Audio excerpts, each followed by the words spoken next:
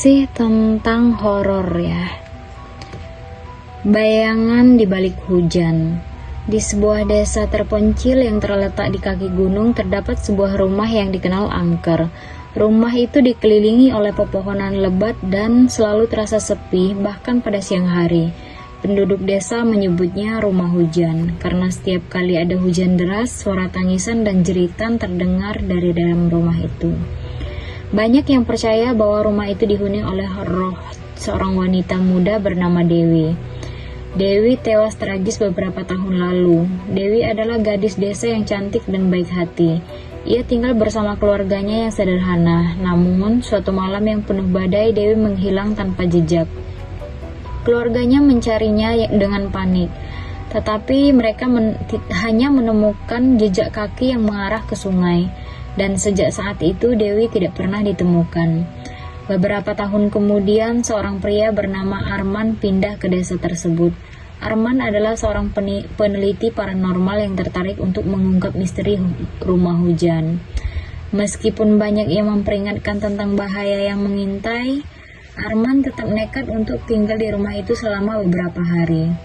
Pada malam pertama Arman di rumah tersebut, turunlah hujan deras dan seperti yang sering terjadi di desa itu, suara hujan yang jatuh di atap rumah terdengar menenangkan. Tetapi, tiba-tiba Arman mendengarkan suara tangisan. Tangisan itu terdengar jelas meskipun suara hujan begitu keras. Arman memutuskan untuk mengikuti suara itu dan membawanya ke ruang bawah tanah rumah tersebut. Di bawah ruang tanah yang gelap dan lembab, Arman melihat bayangan seorang wanita yang duduk di sudut ruangan. Wanita itu tampak basah kuyup seolah-olah baru saja keluar dari hujan. Saat Arman mendekat, wanita itu berbalik dan memperlihatkan wajahnya yang pucat dan penuh dengan kesedihan. Arman menyadari bahwa ini adalah roh Dewi yang hilang. Dari mana dia kenal ya? Dewi mulai berbicara menceritakan kisah tragisnya kepada Arman. Malam ketika ia menghilang, ia dikejar oleh seorang pria yang mencintainya dengan obsesif. Tetapi Dewi menolaknya. Pria itu dalam kemarahan dan mendorong Dewi ke sungai yang sedang meluap akibat hujan deras. Dewi tenggelam dan jiwanya tidak pernah tenang karena kematiannya yang tragis. Arman merasa simpati dan berjanji untuk membantu Dewi menemukan kedamaian. Dengan bantuan penduduk desa, Arman mencari tahu identitas pria yang bertanggung jawab atas kematian Dewi. Setelah menyedihkan, setelah penyelidikan yang mendalam, mereka menemukan bahwa pria itu telah meninggalkan desa beberapa tahun yang lalu dan hidup dalam penyesalan yang mendalam.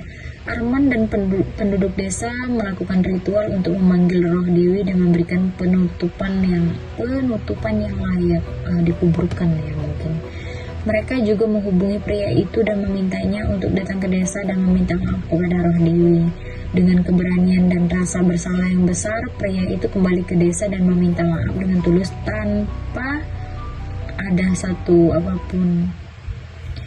Malam itu, hujan kembali turun dengan deras. Arman bersama pria itu dan penduduk desa berkumpul di tepi sungai.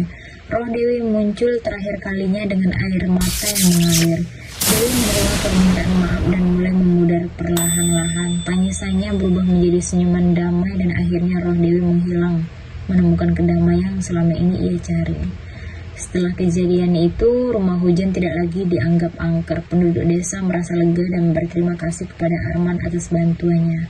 Arman pun melanjutkan perjalanannya dan merasa puas karena telah membantu mengakhiri penderitaan satu jiwa yang terluka.